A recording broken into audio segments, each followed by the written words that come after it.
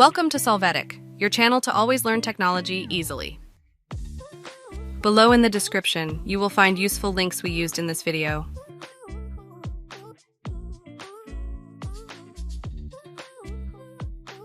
Today in Solvetic, we will see how to know if you got blocked on Discord.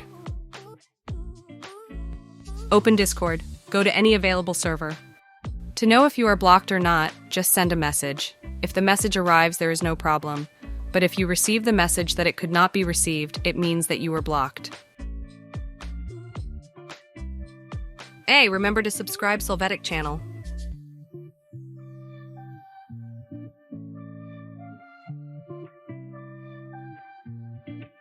We hope it has been helpful for you. Here are links to watch more videos of your interest and subscribe to the Solvetic channel. Thank you.